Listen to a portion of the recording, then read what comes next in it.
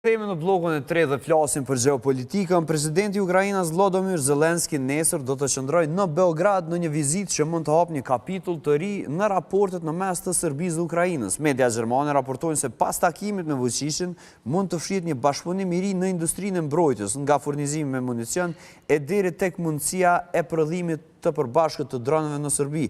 Madje në projekt përmendet edhe financimi nga Emiratet e Bashkuara Arabe, por apo ndryshon Serbia kurs dhe sa larg është Beogradi nga Moska, duke marrë parasysh edhe problemet që kishin këto dy shtete si pasojë e armatimit serb që përfundoi si një armatim nga një vend i tretë në duart e ushtarëve Ukrainas. Këto çështje i diskutojmë së bashku me Bedre Lezën dhe zotrin Lulzim Veliun që kemi nderin ta kemi sot në studio.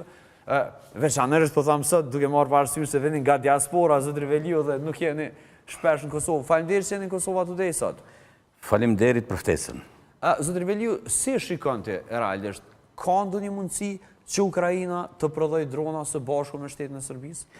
Po, unë mendoj se këtu diçka po lëviz. Edhe nuk është e para që po e shohim tani, ne e dim se edhe në fillimin e luftës në Ukrainë ka pasur ka pasur linja armatimi që janë transportuar nga Serbia drejt Ukrainës gjithmonë përmes linjes polake dhe çeke.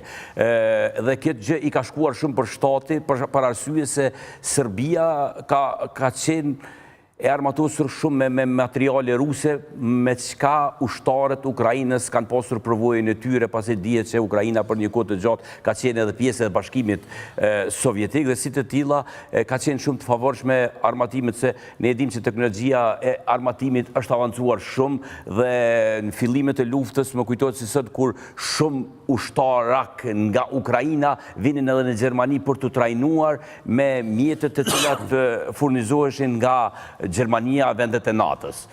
Por, zotri Lezi, do doja të kaloj tek zotri Lezi t'ja bëj në pyetje kështu. Zotri Lezi, ne e dim se Lavrovi gjithmonë e sek çështjen e Kosovës si precedent për ta njohur pastaj bota Donbasin. A ka mundësi që Zelenski ti kërkoj Vučićit që në asnjë formë dhe në asnjë kusht të mos e njeh Kosovën? Interesant. A do të jetë kjo kërkesa e Zelenskit? Është interesant kjo që do të ndodhë në Serbi, vizita e Zelenskit në Beograd, tregon se politika është artis mundshmës. Dikur kur nuk besoj se Vučić mund të mbaj komunikim me armiqtë e Putinit, tani kjo përbund është realitet. Edhe kur e patëm thënë këtu studio, gjithu patëm me vasu, se ka qenë në fakt, ka qenë me vitet të tëra, ka furnizu të zërisht. Ju kujtot një fakt që e kam përmend disa herë. Punën që kam bërë ambasadori Amerikan Hill në Beograd është diçka jashtëzakonshme. Sepse një njeri që ka punu intenzivisht me shkput Beogradin nga Moskva zyrtare, me garantu sigurin në Balkan për shkak ndikimit dhe impaktit mundësive që i ka Serbia me destabilizu Balkanin dhe njëkohësisht me i prish aleancat përmes ndërtimit aleancave të reja, domethënë aleancat me Serbi, Rusi në drejtim të aleancave Ukrainë. Gjithashtu ju kujtohet se kemi folur edhe për armatimet e shkëmbimit tregtare mes Rusisë edhe Ukrainës. Kemi pasur edhe kolegë në studio, sidomos më kanë vërsul mu se po flet diçka kot. Megjithatë, sigurisht që ne gjithmonë jemi bazuar në informacione që bijnë nga burimet shërbimeve të sigurisë dhe tash po e vazhdojmë aty në ato burime, se janë tani për tani janë më të sigurta. Kjo është një fakt i mirë. Nuk do të ketë marrëveshje se përket dronëve që u përmend më herët. S'do të ketë? Jo, për çështjet e dronëve nuk ketë, në bazë të informacioneve që neve kemi, bëhet fjalë për furnizime që aktualisht ka nevojë. Pra municione. Municione, saktësisht municione që ka nevojë aktualisht Ukraina. Çfarë ndryshoi me Serbinë, pra, që gjithçka tash bëhet kaq hapur, përderisa për t'u rikujtuar publikut për këtë problem ka shkuar drejt Moskës, ka qenë i ftuar vllai i Vučićit, por ai ka dërguar një person tjetër i cili është vrarë në Moskë, pra. Saktësisht, ju kujtohet kur Vučići kishte mbetur në rrugë, atë shkoj për Shën Petersburg apo shkoj për New York. Kishte mbetur në udhkryq. Kroni, e vërteta është se tani më në kuadër të angazhimeve të reja që ka Ukraina, ka nevojë për disa municione cilat po duket që janë mungesë dhe se Serbia ka një prodhim të fuqishëm të atyre municioneve. Shumë interesant fakti që Serbia po guxon me i dhënë armatime ukrainase për me i vrarë vëllezër rus atje, ose për me shkatru ekonominë e vëllezërve rus, megjithatë kjo është politika, është një lajm i mirë, sepse çdo ndryshim, lajm i mirë, padyshim, sepse çdo shkëputje e ndikimit të Rusisë në Beograd nënkupton edhe krijim të rrethonave të reja se përket paqes safatgjate në Ballkan. Kjo politika është interesante, por zot Reveliu, nëse shikojmë tash nga ana e deklarimeve nga Kosova, për njohjen e Kosovës nga Serbia në një farë forme, nëse shohim vijën e deklarimet të Lavrovit, i bie që është mirë që Rusia të fitojë në Ukrainë dhe të njihen territoret e fituara. Dhe nëse varim nga këto deklarime, i bie që sot Zelenski në kuadër të çdo marrëveshje ja kërkon Serbisë që në asnjë formë të mos e njeh Kosovën. Negociatë ju vetëm në pjesën e vogël, se pa do të jetë. Patjetër. Mos harrojmë se edhe përkundër faktit që sa vite është Ukraina në luftë me Rusinë, nuk e ka njohur Kosovën. As përkundër faktit që Kosova ka mbështetur Ukrainën. Po, por ju kujtohet zot Relezi, shpesh e kemi diskutuar se në fundin e kësaj lufte do të vijë mbase edhe mundësia e njohjes së Kosovës nga Serbia, pikërisht si pasojë përmendjes si precedent për sulmin e Donbasit nga Lavrovi. Po, në këtë rast unë mendoj se njohja e Kosovës nga Ukraina apo edhe nga Serbia është më pak e vlerë se sa të vijë një njohje nga Rusia. Që në një rrethon të tillë, në qoftë se Lavrov Zelenski po vjen në Beograd dhe do të kërkojë mosnjohje dhe po krijohen rrethona të tilla, përderisa Serbia tani më po shihet qartë se po i lufton vëllezërit e vet në formë indirekte duke dhënë armatim Zelenskit, atëherë është e mundur që të kemi ndryshime edhe në këtë. Po i shat përpara. Po do të ketë mundësi që të kemi ndryshim edhe në politikën ruse drejt njohjes së pavarësisë së Kosovës. Mirë, po si të që tjetë, ne para së gjithashtu duhet të përqendrohemi në politikat tona të brendshme. Unë mendoj se në këtë rast dhe në këtë takim ka një ndikim shumë të madh edhe marrëdhëniet e përmirësuara të Serbisë me Shtetet e Bashkuara të Amerikës, e sidomos edhe marrëveshja për dialog strategjik. Unë mendoj se nivelet më të lartë, diçka e cila u refuzua. Diçka që unë mendoj që edhe ajo mund të ketë ndikimin që është hapi mirë për Kosovën, që Serbia nis marrëdhënie se është hapi mirë në nivel më të lartë me Serbinë. Unë nuk mendoj se është hapi mirë për arsye se ne kemi dalur nga dialogu strategjik dhe kjo është gjë shumë e keqe që Kosova ndodhet në një situatë të tillë. Pra në momente kur kemi lëvizje, kemi aleanca, kemi edhe ndrimet politikave, ne në aspektin ndërkombëtar nuk qëndrojmë askund. Dhe aktualisht Kosova është e izoluar për mos thënë tërësisht në arenën ndërkombëtare. Dhe këtë është si gjë shumë negative për vendin tonë. Zot Relezi, si e shikon realisht çështjen e sigurisë? Që sepse Ukraina është NATO është ajo që e furnizon Ukrainën. Dhe që ky bashkëpunim që tension andikon, sepse neve gjithmonë nuk na intereson shumë ç'a ndodh në Ukrainë, besoni, na intereson impakti që ajo luftë ka në Kosovë. Cilin impakti ka ky bashkëpunim në Kosovë? Edhe ne Leoni Kryenin të theksoj faktin që sa më afër Serbia me SHBAN, sa më afër Serbia me NATO-n, është rajoni më i sigurt dhe kemë mundësi që me ndryshu vetë Serbia, vetë populli sërb, duke parë që marrëdhënia me Rusin i ka shkaktu, do me thonë, vetëm probleme deri tani Serbis, mund të themi se Rusia e ka përdor Serbin për ta kërcënu sigurinë e Bashkimit Evropian, për ta kërcënu sigurinë e gatishullit të Ballkanit. Prandaj, lejoni të ritheksoj se SHBA-ja ka planet e saj afatgjate.